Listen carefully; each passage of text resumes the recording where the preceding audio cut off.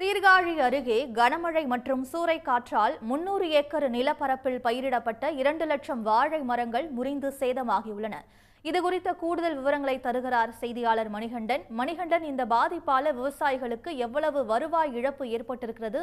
தற்போது அவர்களின் கோரிக்கை என்னவா இருக்கு? சீர்காழி அருகே நேற்று பெய்த கனமழை மற்றும் சூறைக்காற்றால் சுமார் 300 ஏக்கர் பரப்பளவில் பயிரிடப்பட்டிருந்த வாழை மரங்கள் முற்றிலும் முறிந்து நாசமடைந்துள்ளது. விவசாயிகள் வேதனை அடைந்துள்ளனர். மயிலாடுதுறை மாவட்டம் சீர்காழி அருகே காத்திருப்பு, அள்ளிவிளாகம், செம்பதநெருப்பு, ராதநல்லூர் உள்ளிட்ட கிராமங்களில் சுமார் 300 ஏக்கர் நிலப்பரப்பில் வாழை மரங்கள் விவசாயம் செய்யப்பட்டுள்ளன.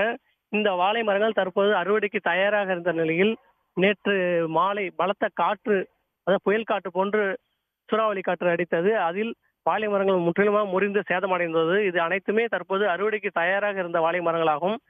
அது மட்டுமல்ல, மழையும் கனமழையாக பெய்ததால் மரங்கள் சீக்கிரம் எளிதில் சாயக்கூடிய நிலையில் உள்ளது. சுமார் ஏக்கருக்கு 1.5 லட்சம் வரை விவசாயிகள் செலவு செய்துள்ளனர். தற்போது இந்த விவசாயம் முற்றிலுமாகவே அழிந்துள்ளதால் விவசாயிகள் என்ன செய்வது என்று திகைத்துள்ளனர். சுமார் 1 கோடி ரூபாய் அளவிற்கு விவசாயிகள் பாதிப்படைந்துள்ளனர். தமிழக அரசு இந்த பகுதியில் உரிய கணக்கெடுப்பு செய்து பாதிக்கப்பட்ட விவசாயிகளுக்கு நஷ்டஈடு வழங்க வேண்டும் என்ற கோரிக்கையும் வைத்துள்ளனர். இதே போல மாமரங்கள், புளிய மரம், பருத்தி செடிகள் சுமார் ஒரு 500 ஏக்கர் அளவில் அதுவும் பாதிக்கப்பட்டுள்ளது. எனவே இந்த பகுதிகளில் விவசாயத்துறை சார்ந்த அதிகாரிகள் பார்வையிட்டு தங்கள் வாழ்வாதாரத்தை காப்பாற்ற என்ற கோரிக்கையும் விவசாயிகள் வைத்துள்ளனர். விவரங்களுக்கு நன்றி மணிகண்டன். உடனுக்குடன் செய்திகளை தெரிந்து கொள்ள சன் நியூஸ் பெல் ஐகானை கிளிக் பண்ணுங்க.